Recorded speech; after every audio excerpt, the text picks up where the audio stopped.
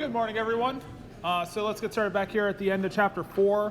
So we're into the last section on solution stoichiometry. Solution stoichiometry problems are, in some part, very similar to chapter 3 problems, where in chapter 3 we would often give you a mass of something like A. You can use its molar mass to get to moles. We use the coefficients in a reaction to relate moles to moles. Imagine we have something like 2A, or maybe A is a solid, and then maybe this is reacting with B, where B is an aqueous dissolved substance. If something's dissolved in water, you probably wouldn't be given the mass of the substance because it's, you might be more often given the molarity, how many moles per liter the substance has. So for B, the more likely unit is the mole per liter, the molarity, and then we can use the molarity with the volume to determine the moles of B. So we could say, how many grams of A do you need to react with B in terms of a volume and a molarity? We could say, if you have 5 grams of A, how much B do you need in milliliters? And questions of that variety.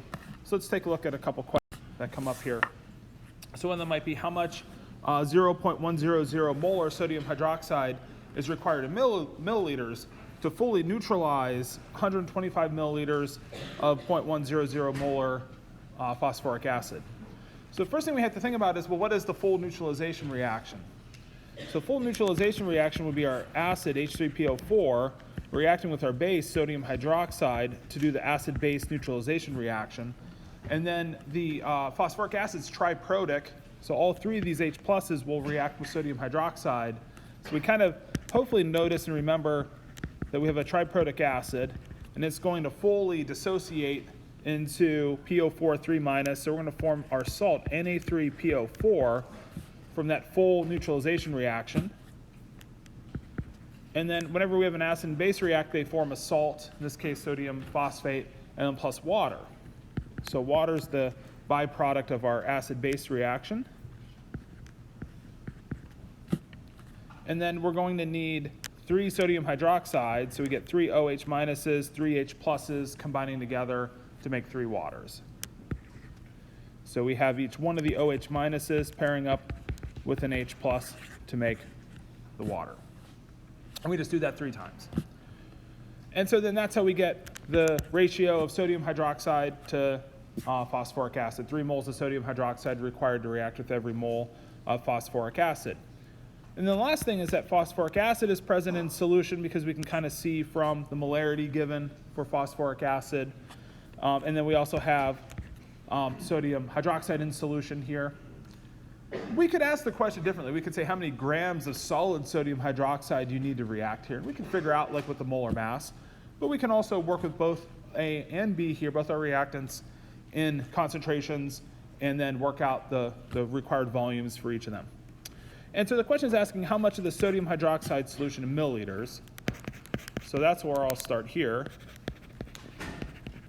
Is how many milliliters of that sodium hydroxide solution do I need?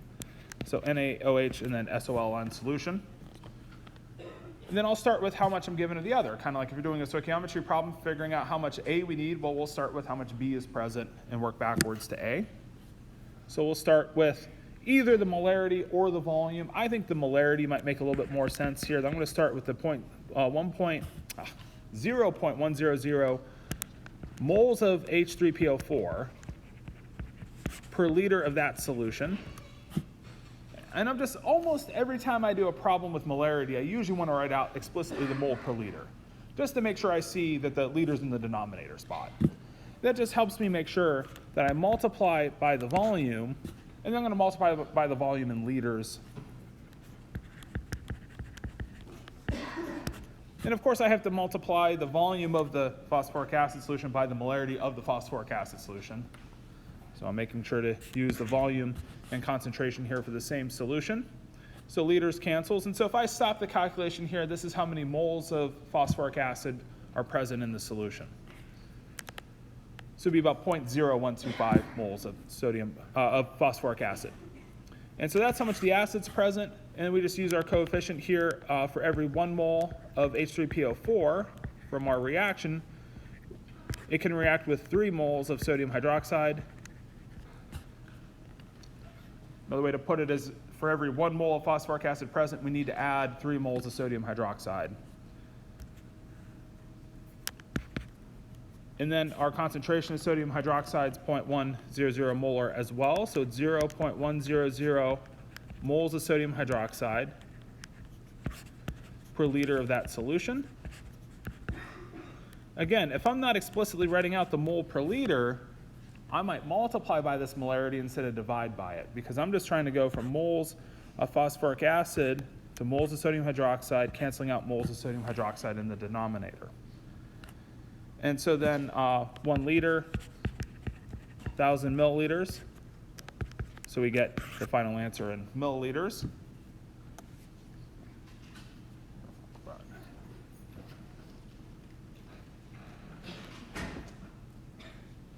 So do 0.1 times 0.125 times 3, divide by 0.1 times 1,000.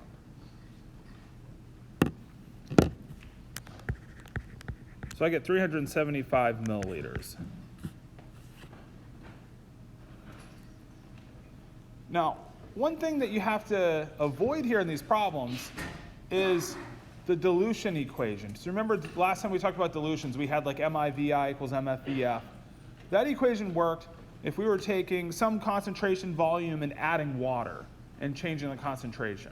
That we could use the final volume of the solution to work out our final molarity. Well, this isn't a dilution problem. We're not diluting the solutions here, they're reacting with each other. We're doing a stoichiometry problem. If we're doing a stoichiometry problem, we have to have a mole-to-mole conversion somewhere in it. Otherwise, we're not doing a stoichiometry problem. If I had this problem with HCl plus NaOH, where it was 1-to-1, M1V1 equals M2V2, the MIVI equals MFVF would have happened to have worked, but it would have been almost an accident. It would have just been lucky that it worked.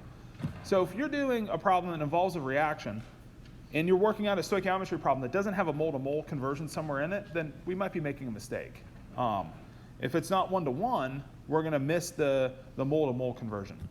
And if we don't pay attention to which 1 versus 3 is in the denominator versus the numerator, then we might get the answer backwards as well still. So we have to have a mole-to-mole conversion somewhere in a stoichiometry problem. Otherwise, I don't think we're doing a stoichiometry problem. Just wanted to make sure you guys know that there's an equation you might apply that occasionally will give you the right answer, but I think it's just lucky when it does. So a titration is a technique that comes up here in this chapter as well. Now, a titration, you guys, I think have already done this in lab. This is where you might have an acid solution, and you're adding a base and seeing how much base you have to add to it precisely to react completely with the acid. And the key behind a titration is an indicator. And so you need something that indicates and marks the endpoint of the reaction. And it turns out you can have indicators that change color when you go from being an acidic solution to being a neutral solution to being then, if you add an extra little drop of sodium hydroxide, then to being a basic solution. So you can have indicators that mark the endpoint of all different kinds of reactions.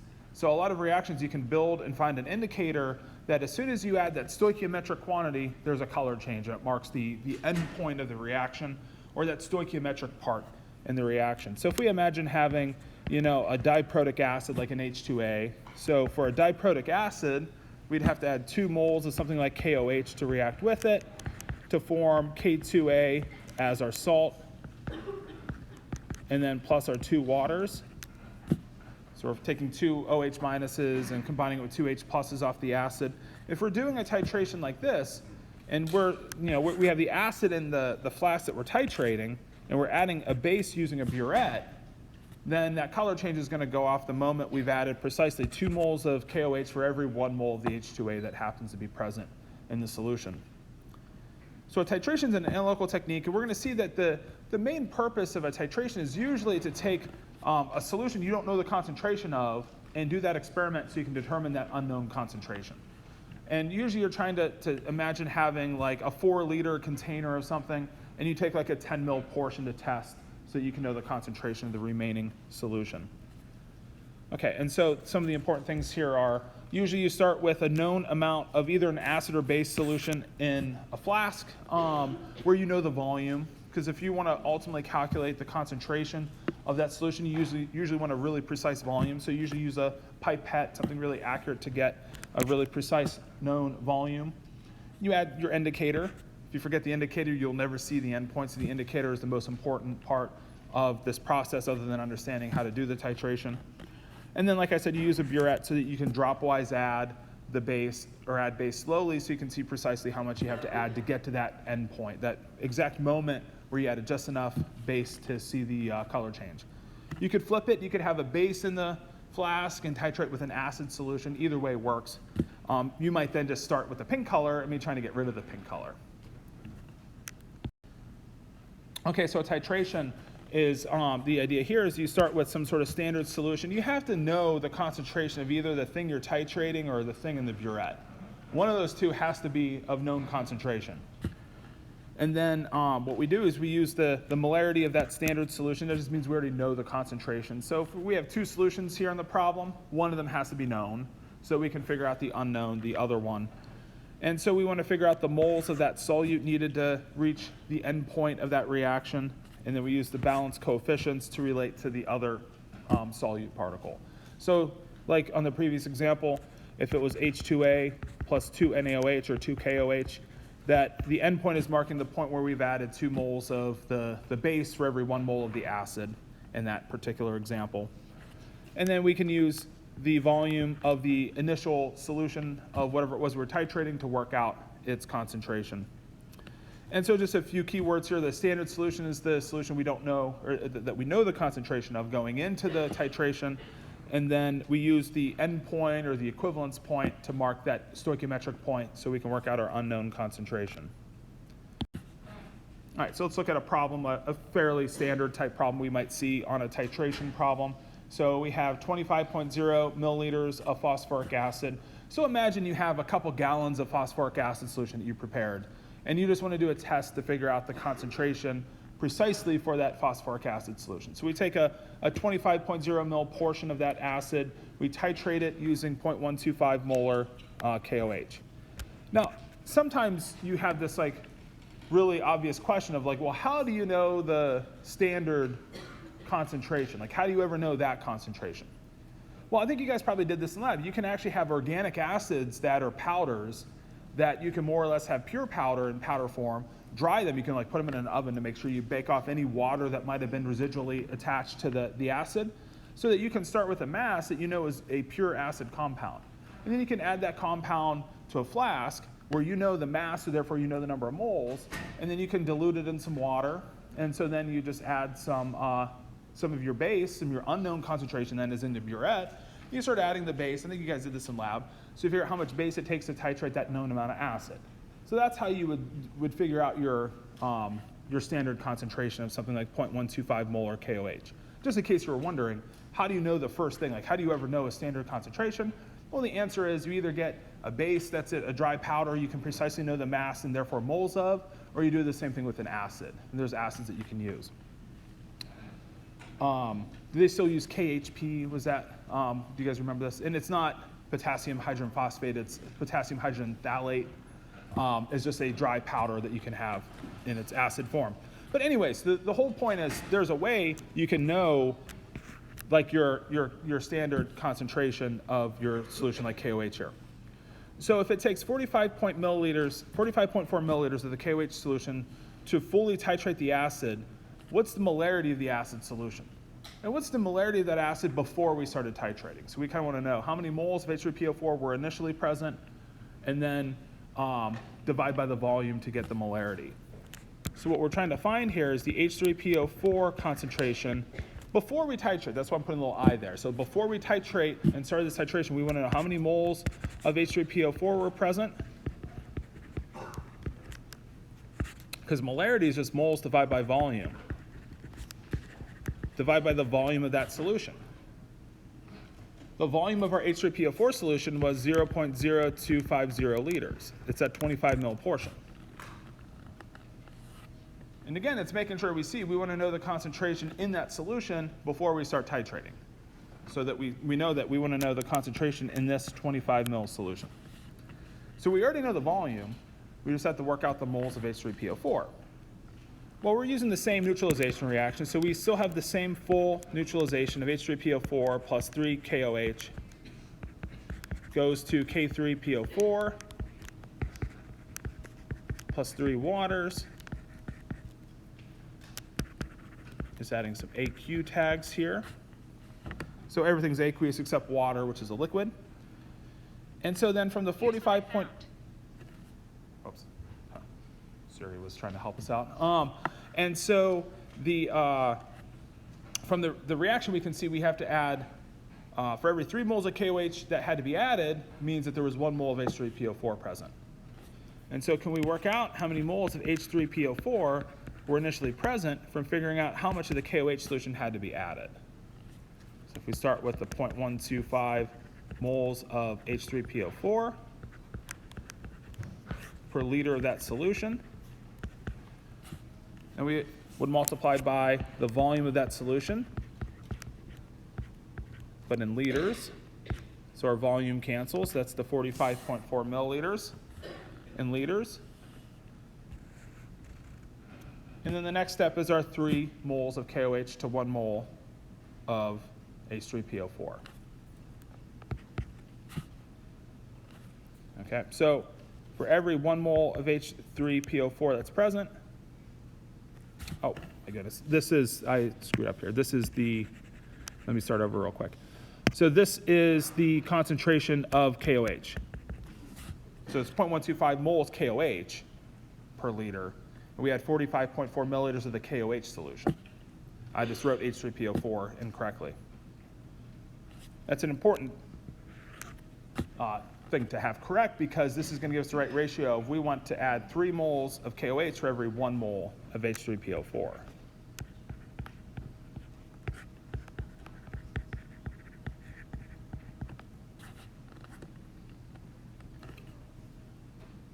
So think about it like this. If the solution, if that 25 ml solution of phosphoric acid had more phosphoric acid in it, it would have taken more KOH to reach the end point. If it had less, it would have taken less KOH to reach the end point. It took 45.4 milliliters. We could work out the moles of KOH, therefore we can work out precisely the moles of H3PO4 that had to be present. And then let me let you guys kind of wrap it up from here to calculate this number of moles of H3PO4, and then feed that number back into that initial calculation for the molarity before we started that titration. So we figure out how many moles of H3PO4 were present. We should therefore now be able to calculate its molarity.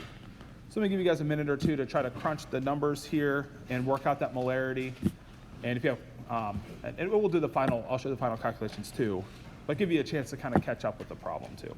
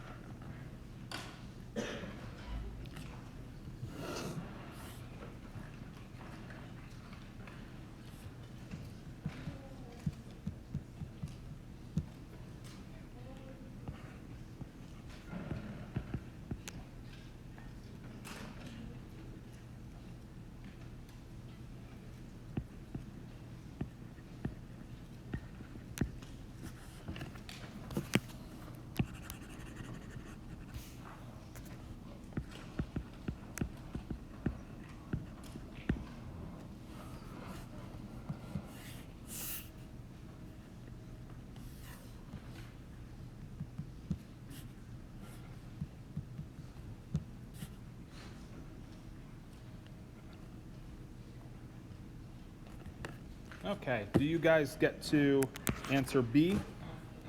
So what we do here is we just, I mean, really, I hope you see that the idea, the way I try to set this problem up, the way I try to think through it is, we want to find the molarity of a solution. So I start the problem with what the molarity means. And the reason why I do that is, well, that's what we're trying to find. We're trying to find the molarity of the solution. That helps me figure out that I need to work out the moles of H3PO4, and I already know the initial volume. So it kind of clues me in on what it is I need to find so I know which problem or which stoichiometry problem I need to go solve. And so then I go solve that problem for moles of H3PO4, feed that moles of H3PO4 back into the molarity equation for the substance, and then work it out from there. Now, I wanted to also kind of like briefly just show like a BCA chart approach. And I know BCA charts probably aren't most people's favorites, but I think there's the really thing that's interesting with the BCA chart on a titration is you kind of get to the point where you realize you don't quite know exactly either of the two initial solutions how much is present. But through the information given the problem to reach the endpoint, you figure out how much of the KOH was present really before the reaction occurred. And so you can work out how much KOH was initially present. That was just the 45.4 mils in liters times its molarity. So that's this number of moles here. And then you could work out X, but the idea of working out what X is seeing that when you see you're losing the 3X down to 0 for KOH, and then you can divide by 3 to get X, that's the amount of, that X is corresponding to how much of the acid solution was lost. Meaning X is, plus X is how much of it was initially present. And the whole, I think, point of the BCA chart is seeing you have the acid and base initially, and they're reacting down to 0. And at the equivalence point, they're both consumed and completely gone from the reaction. But we're not trying to figure out how much remained after the reaction. We're trying to figure out how much of the acid was present before that reaction started. So I think when you come back to stoichiometry problems like this, when you come time to prepare for exams, sometimes you forget what it is you're looking for. You just have to remember when it says you want the molarity of the acid solutions before the titration starts. It's how much of the acid was initially present before the reaction started. You can picture that with the BCA chart. I think it might help you understand why it is that we're trying to figure out how much of the acid reacted with all the base so that we know that that's how much the acid had to have initially been present. So just remember and there's one last solution stoichiometry problem, is just try to solve these like stoichiometry problems. Use some of the skills we learned in chapter 3 and apply those in the problem to try to solve the problem. So in this question here, we have 25 grams of calcium hydroxide mixed with enough water. Oh, this is actually a dilution problem. So there were two problems we held off on last time that I threw at the end of the notes here. So we have a calcium hydroxide being added to water to yield a 1 liter solution. And then 10 mils of solution is mixed with 75 mils of water. What is the concentration? What's the concentration of calcium hydroxide in the new solution? And assuming the volumes are additive would mean if we take 10 mils of the solution and add 75 mils of water, that the volume total at that point would be 85.0 milliliters.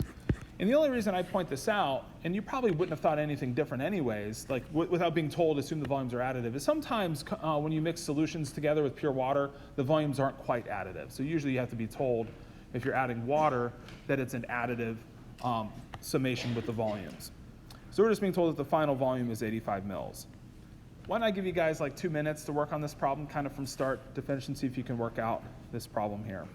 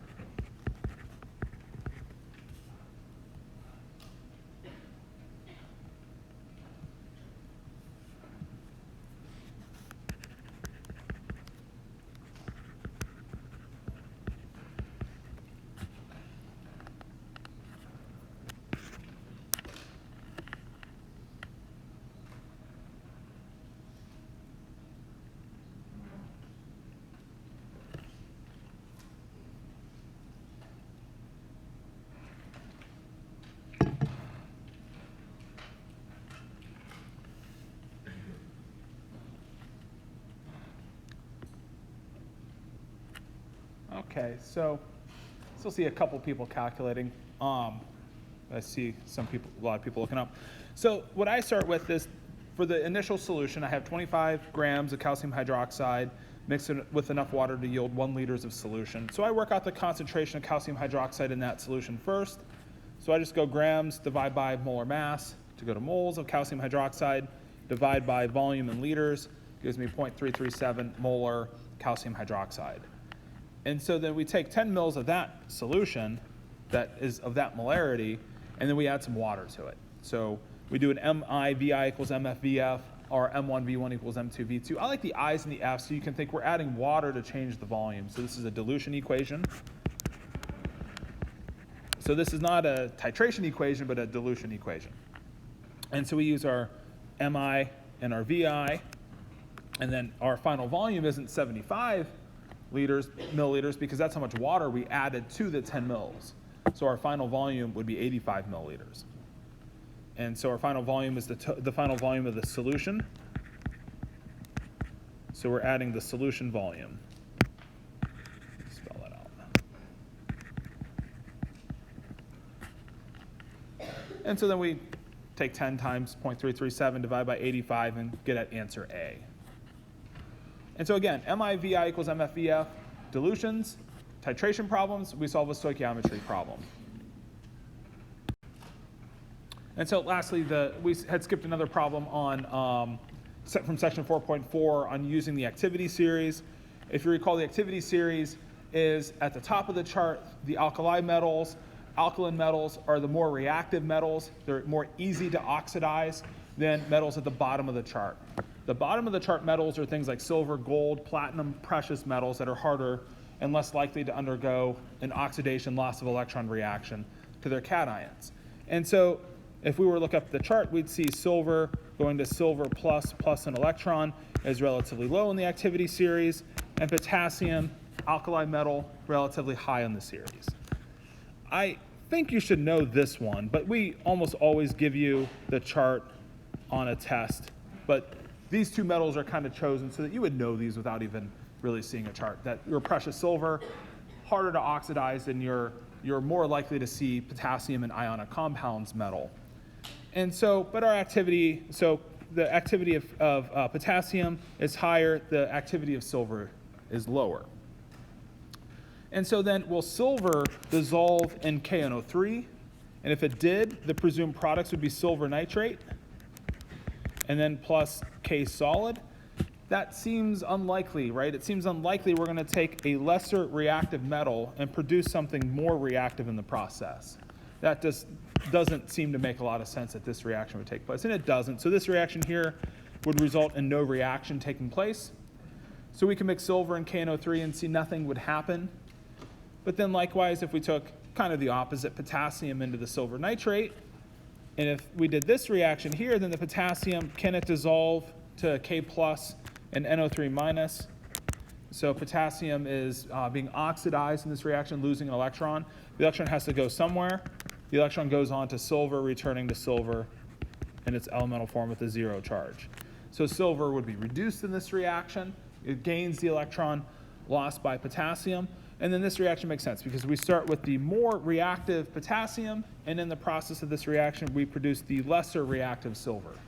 So in terms of reactivity, we want to start with reactive substances and produce lesser reactive substances. That's the way spontaneous reactions generally will go. In this reaction will proceed, these would be our products. So we can use our relative activity series to help us predict the products and when these reactions occur as well. So we can use the activity series to make sure we get the proper charge state. I think we knew silver was only silver plus, but if you look at the chart, you'll see copper is 2 plus. Copper's most easily oxidized state is into the 2 plus state, not into the plus. So you can use the activity series to help figure out what charges would be expected for the metals on the chart from the charges shown on their oxidized form.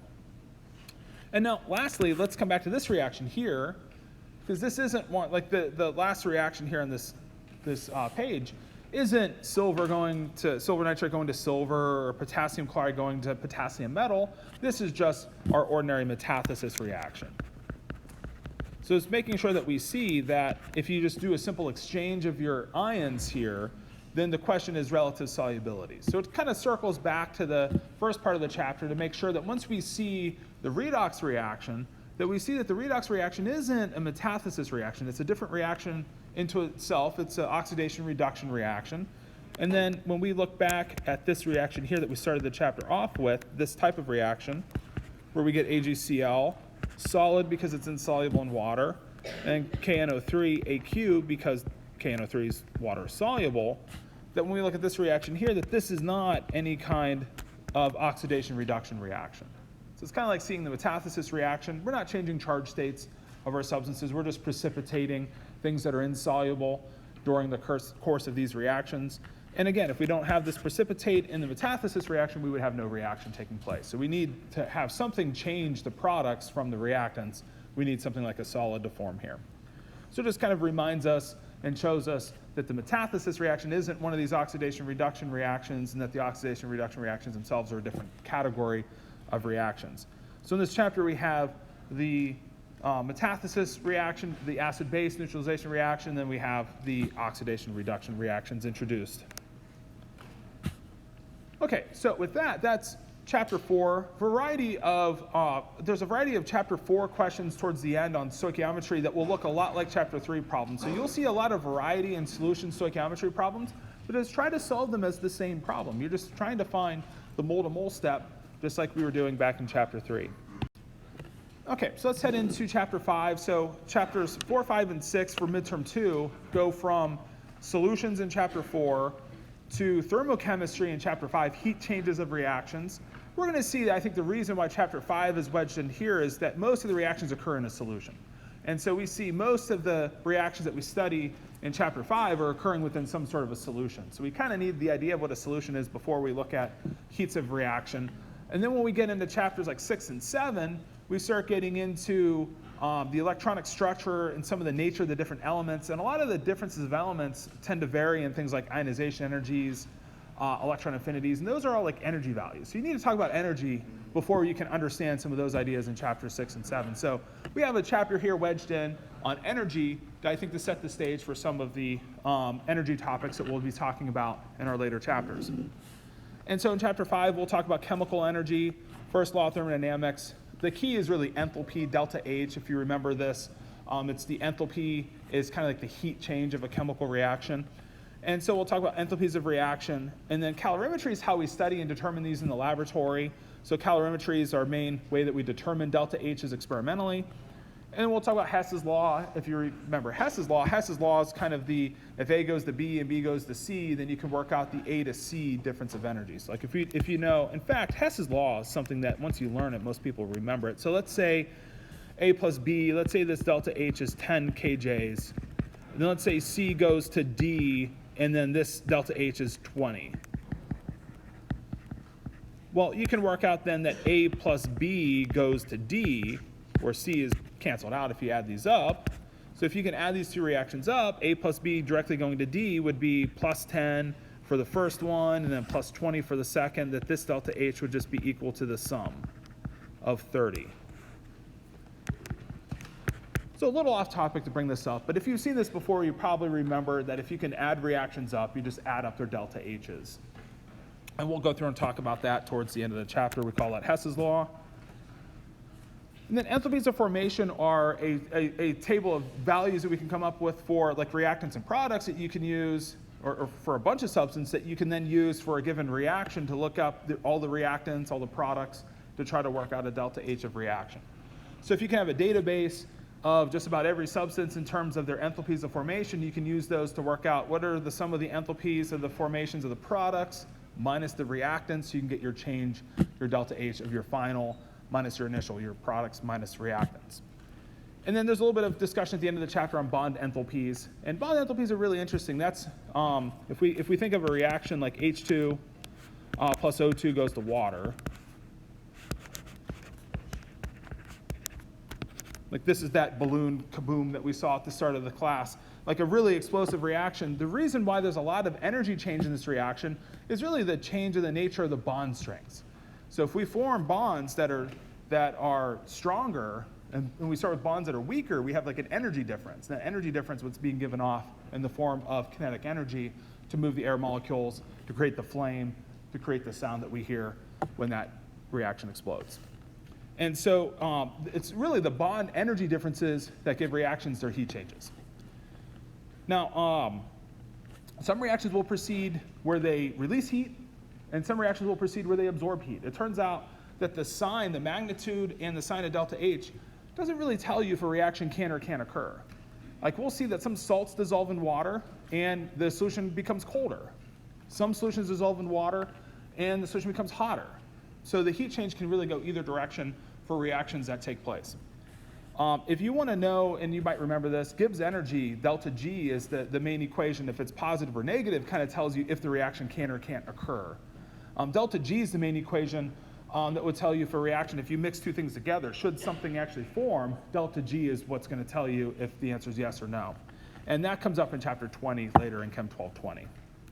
Just in case you were wondering on predicting the spontaneous nature of reactions, delta G, that's something that comes up later. This reaction is all about if a reaction occurs, what's its heat change? So what's the heat change when an actual reaction occurs? Now we need to talk a little bit about different forms of energy. Work is the energy associated with putting objects into motion. So work is equal to force times distance. So the force you have to exert on an object to move it some distance. This is a chemistry class. We're not going to move cars. We're not building engines in Chem 1210. Mechanical engineering majors, any of you guys here? This is probably the most important equation for you guys, right? Because this is everything that this tells you how much energy you need to move some sort of object. And so in chemistry class, we're usually trying not to put objects into orbit or into motion. So usually work isn't the most important equation, but it is worth noting that this is the energy that's required to put objects into motion. Probably a more important equation we see in chemistry is the heat equation. So Q is equal to mcs delta T. So this is the heat that it takes to raise a certain mass of a substance by a certain temperature change, a final minus an initial. And deltas in this chapter, we're going to get used to this, are final minus initial, of course. So our delta T is our final temperature minus our initial temperature. And CS is our specific heat.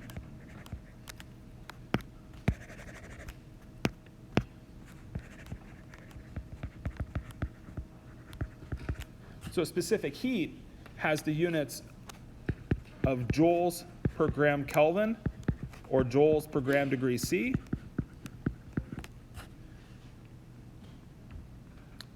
And what this is telling you is how much heat it takes to raise that object's temperature by a degree C. If you knew the specific heat of water, let's say, so water specific heat is 4.184 joules per gram Kelvin. It's actually equal to 4.184 joules per gram degree C as well. We should talk in a minute about why they're the same value despite having degree C versus Kelvin be different temperature units. But let's just spend a minute thinking about what this number corresponds to. What this would correspond to if you had a gram of water and you wanted to increase its temperature from, say, 25 to 26 degrees C, it would take 4.184 joules of energy to be absorbed by water. So it's telling you how much energy it takes to increase so much mass by so much temperature.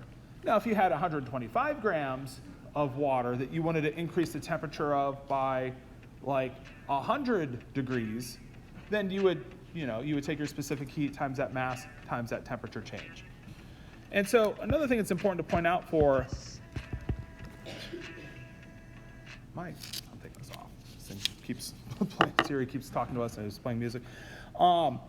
So that the CS here is for liquid water.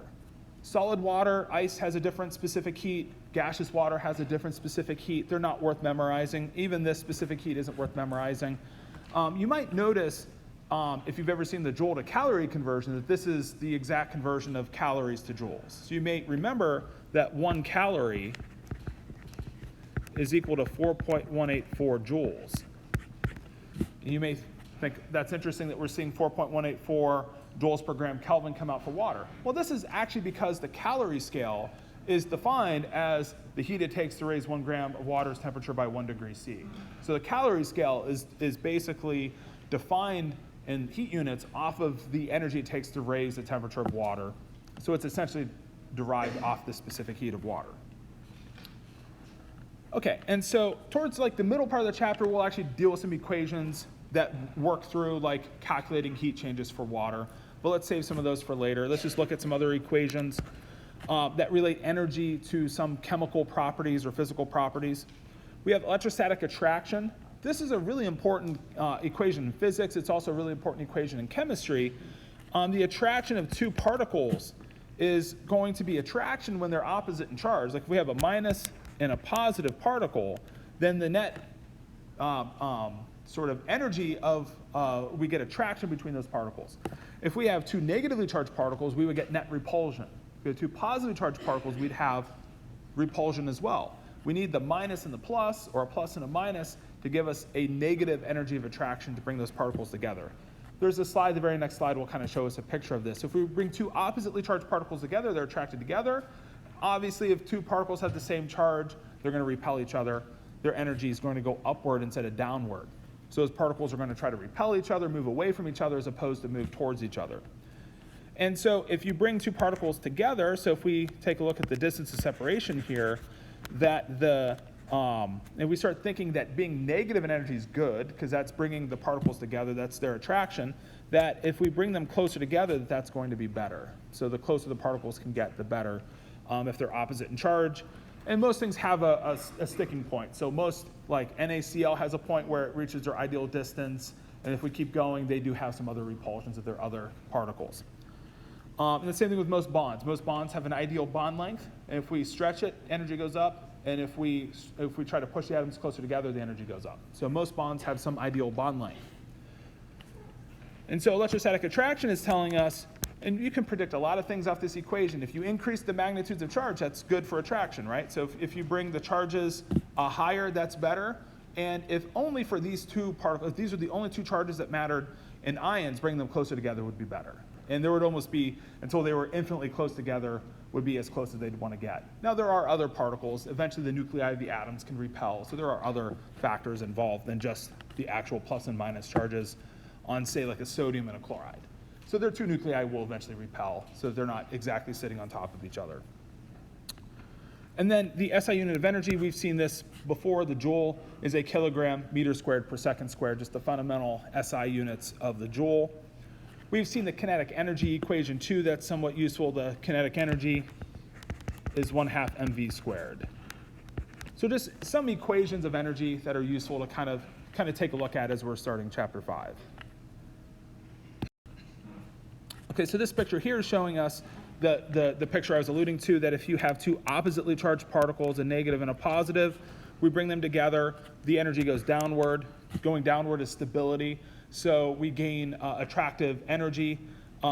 Think of it this way: to separate the particles, we'd have to input energy to separate the particles once they're formed. So if we have sodium chloride, if we want to separate the ions, it's going to require a tremendous amount of energy to separate those ions. If you imagine NaCl versus calcium oxide, it's going to take even more energy for the 2 plus 2 minus and the plus 1 minus 1. That's a topic we'll come back to in chapter 8 called lattice energy. So you can imagine that the higher the charge of the ions, the stronger their attraction is going to be for each other. Likewise, if you have two positively charged particles or two negatively charged particles, you get repulsion. So you would get, if you somehow had two sodiums stuck together, which would be hard to do, if you could release them, you'd release energy. So just kind of seeing that it's going to take energy to go up, we get energy out when we come down.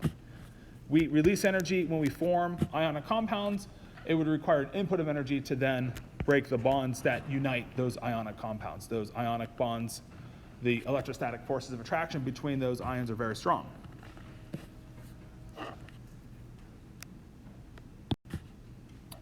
So the first law of thermodynamics. So energy can be converted from one form to another. Like we could go from, and almost thinking of bond energy as being potential energy. So our stored energy in like H2 and O2, high potential energy, and that potential energy can be released through the forming of more stable bonds, like forming water, instead of the H2 and the O2 bonds in hydrogen and oxygen, making the water bonds are more stable. We give off energy generally in the form of kinetic energy. And the kinetic energy is moving the molecules in air, creating the flame, and going to the kaboom that we're hearing. So we're seeing the transformation of potential energy of stored bonds into the kinetic energy form. So energy can be converted from one form to another, but we can't create or destroy energy. So like if you're heating your house, you need chemical energy of some form, electrical energy if you have an electric furnace. You're burning a natural gas to create the energy if you're using a natural gas furnace. Remember, change your furnace filters like we mentioned earlier. A clogged furnace filter on a natural gas furnace can create carbon monoxide. And so if you do have any kind of natural gas heat in your apartments, I think all the dorms are steam heat, so you don't have to worry about this in the dorms. But if you have a gas-powered furnace in your apartment, if you live in an apartment, make sure you have a carbon monoxide detector. Make sure your parents at home, if they have a natural gas or propane heater, that they have a carbon monoxide detector. But anyways, sunlight can also be used to convert chemical energy into plants. We can use chemical energy to store energy in solar panels, into batteries, and things of that nature. But we're just creating, we're not creating energy, but we're creating stored potential energy in those processes of storing energy.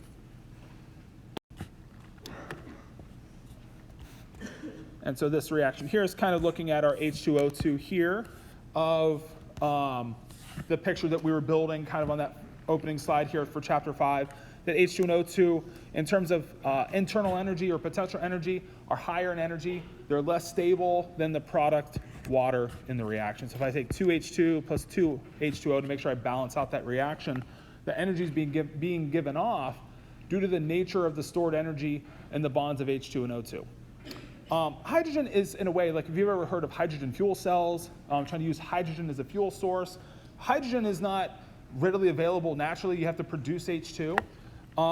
And so some people have been dissuaded from hydrogen fuel cells as being a useful form of energy because you don't really create energy. You can only take some energy that you took, maybe water, to split water back into H2, and you're at best getting probably less energy because you're not going to do this 100% with 100% efficiency. So you're going to get less energy back when you get your water to form back when you use the H2 as your fuel. But think of hydrogen, though, as a form of storing energy, okay? So think of H2, if you use a hydrogen fuel cell, that you're using the H2 as what you're storing the energy as. Batteries aren't very efficient. I think the best are like 10 to 20% efficiency on a battery. So if you can be 90% efficient with hydrogen, you just created basically a molecular battery, if you will, that can be used to store the energy it took to create the H2, that can be used later in the process of making water. So I think this could be a useful reaction. So you can take the water, come up to here, store your energy, and then have the energy given back as you come back down. It just becomes a question of efficiency. If you can create the H2 efficiently and then use the energy efficiently from the reaction, then you've created a very useful energy storage device. So a lot of research on using hydrogen fuel cells is still ongoing. But this reaction here is just working because of the stored energy, the energy differences between H2O2 and the bonds in water. So it's just because of the nature of the bond strengths between H2, O2, and water. So as we get to the end of the chapter, we'll actually be calculating, okay, what are these bond strengths here? We're getting 2 sets of them from the 2 moles of water. We have to break 2 moles of the H2 bond, and we have to break this bond here. So as we get to the end of the chapter, we'll actually use bond strengths to predict what this delta H should look like. We'll also see it again in chapter 8, or a little bit more of a refined look at bond energies being used to calculate and approximate delta H's of reaction. But now also from the first law of thermodynamics comes a couple of equations that are change in energy for reaction is the Q plus the W. And so the Q is like the heat change of the reaction, the W is the work change of a reaction. What this is referring to here is that if we can just imagine for a minute a reaction like water where we have energy being given off, that we have energy coming off of water, that we can use that energy one of 2 ways. We can use that energy to put something into motion. We can use that energy to heat something up, okay? And you can use some of it to do a little bit of each, okay? So like if you imagine having a reaction take place, let's just say, for example, a reaction, let me write this out more carefully. So let's just imagine that we have the example of a reaction loses 100 kilojoules of energy to the product. So the reaction is going downhill. So we have 100 kilojoules of energy being given off from this reaction. We could use 100 kilojoules to put an object into motion and have none of the energy used to heat something up. So that would be great if you wanted to create an engine that just didn't heat up because all the energy from the reaction is going into moving the object. But presumably almost every engine is going to heat up a little bit. So some of that heat's probably going to have to go into Q. So let's say we have a different way we use the energy, but 98 of the kilojoules puts the object into motion, 2 of the kilojoules are used to heat up an object. Let's say we carry the reaction out another way. 95 kilojoules goes into work, 5 kilojoules goes into heat. Let's imagine another scenario. You have your foot on the accelerator, the car isn't moving anywhere. Probably don't want to do this, so don't do this experiment. Because what happens is all the energy from the combustion reaction in the car goes into heat, and you heat up the engine block melts eventually. So don't go put your foot, like most cars I think can only handle an accelerator to the floor for like 60 seconds or so before the engine will just melt and break down, because all the energy is going into heat predominantly and very little amount of energy to move the pistons. And so in that case, we have 99 kilojoules going into heat, maybe just 1 kilojoule going into work and actually moving the parts of the engine. And so the idea is that delta E can be used for heat or for work, and any combination of those. You can even imagine a case where for some reason W is negative and the Q goes to 101. So maybe we have work being done somehow by the surroundings on the reaction, and W is somehow -1, and then the Q in that case would be 101. So you can almost imagine Q and W can be almost anything so long as their sum go up to whatever the delta E is for the reaction.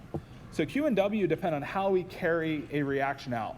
It depends if we're carrying the reaction in an open container or if we're carrying out the reaction in like a piston within the engine of a car. Another important relationship is that we have the system or the reaction and then the surroundings. So like a reaction loses heat. Well, it doesn't lose it spontaneously. It doesn't lose it to the ether. It loses it to the surroundings. So a reaction that loses 100 kilojoules of heat or 100 kilojoules of energy, that energy goes to the surroundings. And the surroundings can either go into motion, that's work, or the surroundings can just absorb the heat that's being given off. Likewise, imagine a reaction that absorbs heat. So the delta E can go upward, so a reaction could take place where the final state actually goes uphill in energy. And if that takes place, it's the same thought process, that if the reaction goes up in energy, the reaction is absorbing heat from the surroundings, or it's absorbing work from the surroundings. And so the system versus the surroundings could be a reaction if a reaction is taking place and it's losing energy, then it's going to the surroundings. And if a reaction has to absorb heat, it's going to get that heat from the surroundings. Peek ahead to see some, so we'll get into internal energy, heat, work, and then we'll get into a picture of what it means to have heat absorbed versus lost versus work done on the system versus by the system. So we'll look at a few signs of what it means to be positive in terms of Q versus W for the system versus the surroundings when we get back here on Monday. All right, guys, have a great weekend. I'll see you on Monday.